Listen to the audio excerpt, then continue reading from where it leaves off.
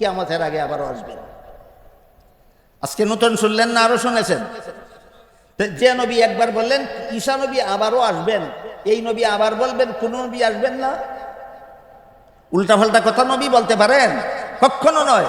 যেহেতু একবার বলেছেন ঈসা নবী আসবেন, কাজেই আমাদের নবী খতমে নবুয়তের অর্থ করতে গিয়ে নবী কোন নবী আসবেন না বলেননি, বলেছেন কোন নবী নাই। তাহলে প্রশ্ন জাগে কোন নবী নাই কথার অর্থটা কি?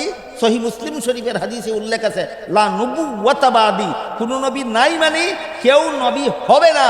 কোন নবী আসবেন না নয়, কেউ নবী হবে না। লা নবিয়্যা বাদি অর্থ কোন নবী আসবেন না নয়, লা নবিয়্যা বাদি অর্থ কোন কেউ নবী হবে না। এখন প্রশ্ন হইল ঈসা নবী আসবেন, তাই না? সহিহ বুখারী শরীফের হাদিসে আছে আল্লাহর রাসূল বলেছেন ঈসা নবী আসবেন। ঈসা নবী যদি আসবেনই হইল, তাইলে মুহাম্মদ রাসূলুল্লাহ শেষ নবী কেমনে রইল? প্রশ্ন বুঝছেন কিনা? এই প্রশ্নের জবাব দিতে না পারার কারণে ব্রাহ্মণবাড়িয়ার বেশ কিছু মুসলমান কাদিয়ানীদের খপ্পরে পড়ে কাদিয়ানী হয়ে গেছে। এই কারণে ব্রাহ্মণবাড়িয়ার মুসলমানদেরকে এই প্রশ্নের জবাব জানা দরকার যে ঈসা নবী যদি আসবেন তাইলে কোন নবী নাই কেমনে হইবে? এই কঠিন প্রশ্নের জবাবটা আমরা সেই উদাহরণের মাধ্যমে বুঝি। ধরুন, যেই ডাক্তারের চিকিৎসার দ্বারা রুগী স্থায়ীভাবে সুস্থ হইয়া গেল, এই ডাক্তার রুগীর চিকিৎসা খুঁজে রুগীর বাড়ির থেকে বিদায় হইয়া যাওয়ার পরে আগে যে সমস্ত ডাক্তারের চিকিৎসা করছিল, ওই সমস্ত ডাক্তারের কোনো একজন ডাক্তার যদি রুগীর বাড়িতে আসে, রুগীর চিকিৎসার জন্য নয়, চিকিৎসার যন্ত্রপাতিটা রুগীর বাড়িতে হইয়া গেছিল, নিত হয়েছে, তাহলে শেষ ডাক্তার আর শেষ ডাক্তার থাকবে না। তাহলে আবার ঠিক করুন, শেষ ডাক্তার কারে কয়? যে ডাক্তারের চিকিৎসার পরে রুগীর চিকিৎসার জন্য আর কোনো ডাক্তারের দরকার বাকি থাকে না, এই ডাক্তারের নাম। এখানে তো বলা হয়েছে না যে ডাক্তারের চিকিৎসার পরে রুগীর বাড়িতে দুনিয়ার আর কোনো ডাক্তার আসবে না, এটা তো বলা হয়েছে না। বলা হয়েছে যে ডাক্তারের চিকিৎসার পরে রুগীর চিকিৎসার জন্য আর কোনো ডাক্তারের দরকার বাকি থাকে না, এই ডাক্তার শেষ ডাক্তার। ঠিক তেমনি ভাবে যে নবীর আবির্ভাবের পরে দুনিয়ার মানুষের হেদায়েতের জন্য আর কোনো নবীর দরকার বাকি থাকে না, এই নবী শেষ নবী। কাজেই রুগী চিরতরে সুস্থ হওয়ার পরে রুগীর বাড়িতে যদি পূর্ববর্তী কোনো ডাক্তার আসে, চিকিৎসার জন্য নয়, রুগীর বাড়িতে রেখে যাওয়া যন্ত্রপাতিগুলি নেওয়ার জন্য, শেষ ডাক্তার থাকবে না।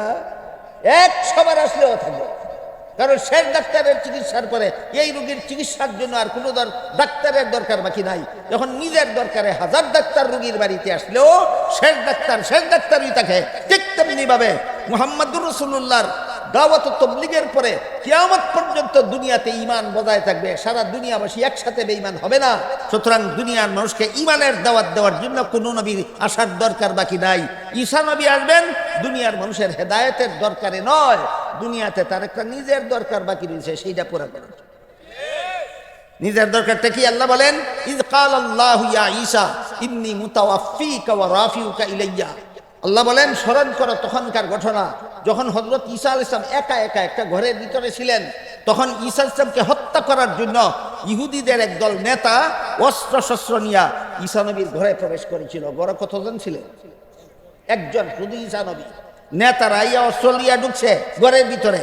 আল্লাহ পাক রব্বুল আলামিন সবচেয়ে বড় নেতা আগিদা ঢুকছে, সবচেয়ে বড় নেতা আগিদা ঢুকছে, হেরে বানাই দিছেন, হের চেহারাটা বানাই দিছেন হুবহু ঈসা নবীর মতো।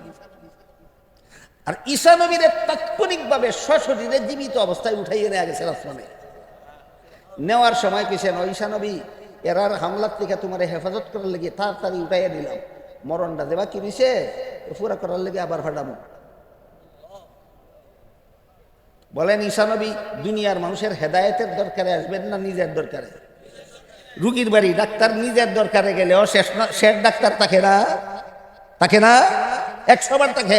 ঠিক তেমনি ভাবে দুনিয়াতে ঈসা নবী আসবেন আমাদের হেদায়েতের দরকারে নয়, ওনার নিজের দরকারে। 100 বার আসলেও খাতামুন নবীন থাকে।